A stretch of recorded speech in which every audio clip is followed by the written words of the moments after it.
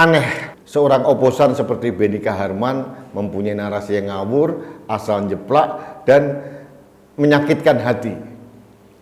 Bagi orang-orang atau keluarga korban terorisme, korban persekusi, korban intoleransi, omongannya Benny Kaharman ini benar-benar melukai perasaan mereka.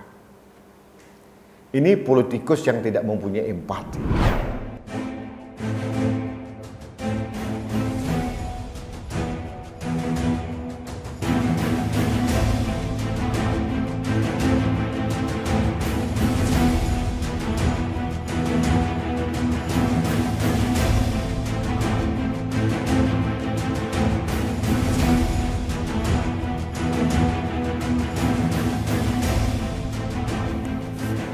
Halo sahabat Indonesia, kita bertemu lagi dalam Opini Rudi.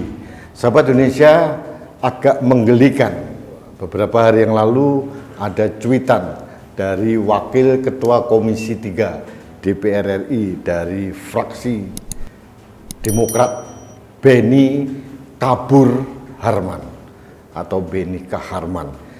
Politikus Partai Demokrat dari NTT ini membuat suatu cuitan yang mengatakan bahwa isu-isu intoleransi dan radikalisme hanyalah proksi untuk membuat publik diam, untuk mengalihkan perhatian masyarakat karena pemerintah gagal dari segi pembangunan ekonomi, katanya begitu.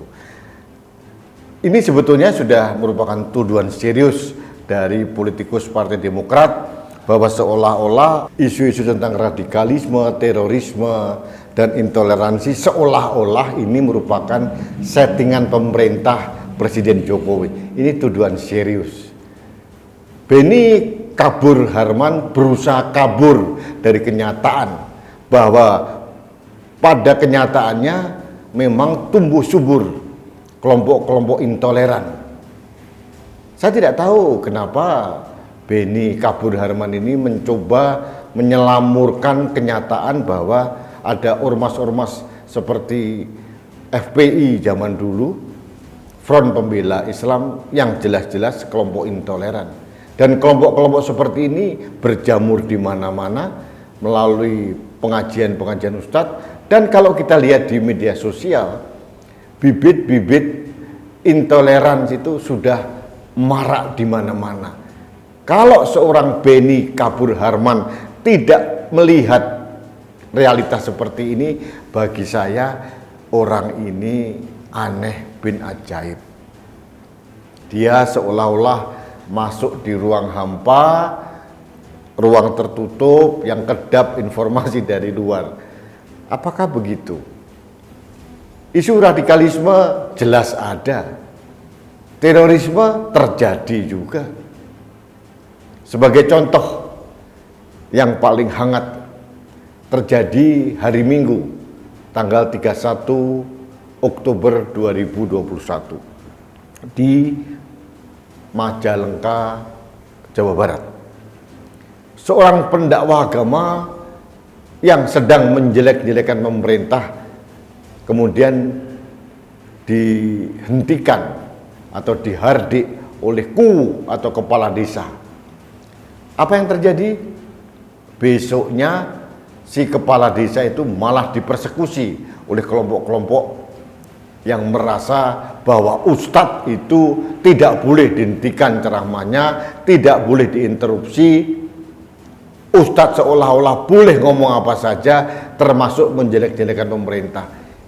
Mindset seperti ini kan aneh. Dan kejadian seperti ini terjadi di mana-mana. Artinya, kalau Benny Kabur Harman tidak melihat kenyataan itu, saya tidak tahu apakah dia sedang membodohkan diri sendiri atau memang sedang bermain politik.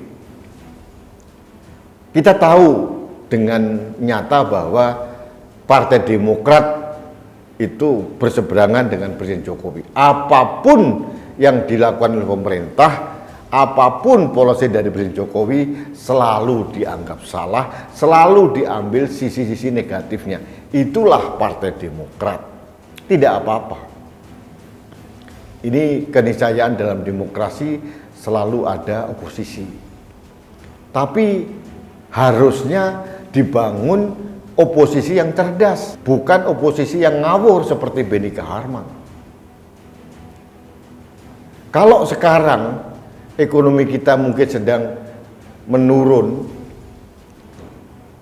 ini tidak terjadi di Indonesia lagi. Benika Harman harusnya sadar bahwa hanya beberapa bulan setelah Presiden Jokowi dilantik, kita diserang pandemi global COVID-19. Hampir 2 tahun sampai hari ini, COVID itu belum beranjak juga dari bumi ini. Dan ini bukan hanya terjadi di Indonesia, tapi di seluruh dunia. Saya ingin menantang Benika Harman, tunjukkan negara di dunia ini yang pertumbuhan ekonominya positif di saat pandemi selama hampir 2 tahun ini. Hampir semua negara kolaps. Negara yang mempunyai pertumbuhan spektakuler seperti RRC pun sempat minus. Apalagi Indonesia. Nah, Benika Harman sebagai anggota DPR juga mungkin mencoba mengalihkan isu bahwa pada kenyataannya meskipun ekonomi kita sedang terpuruk, tapi kan tidak kolaps.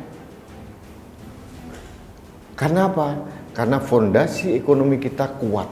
Ini yang dibangun mulai awal pemerintahan Presiden Jokowi di periode pertama.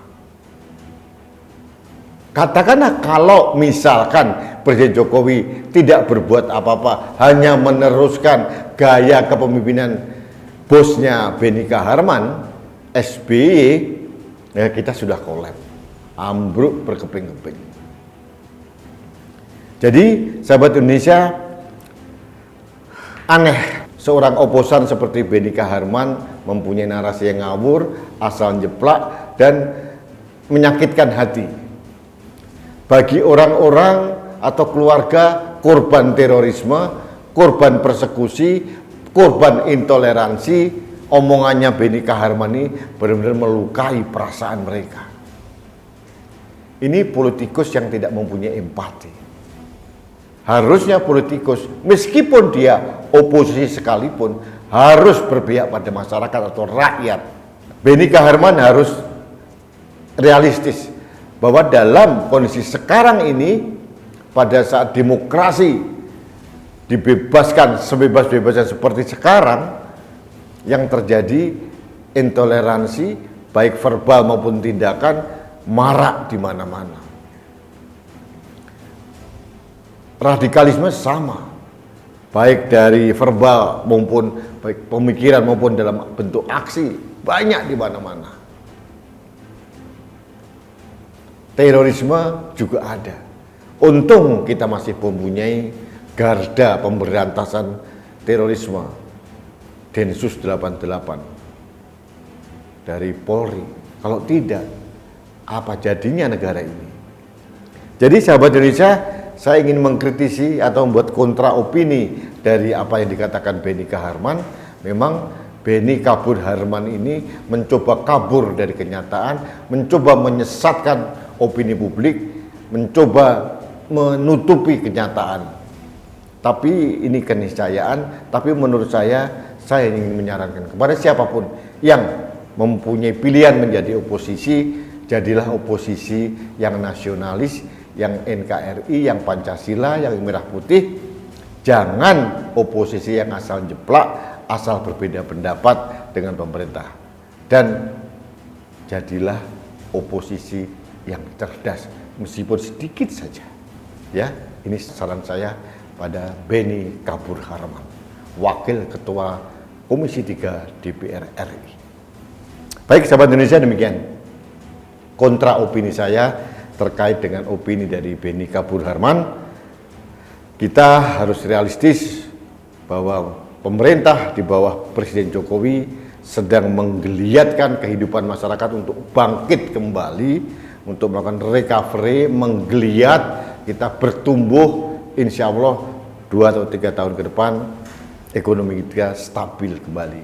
Ini harapan kita semua, termasuk harapan saya sebagai pelaku usaha di Indonesia.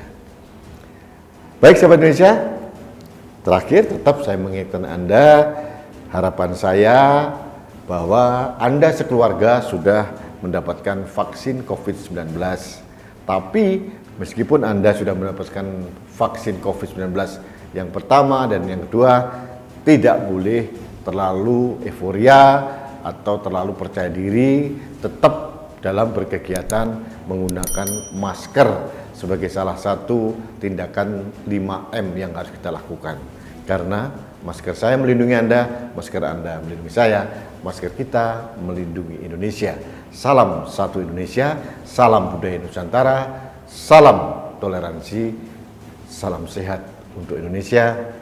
Saya Rudi S. Kamper.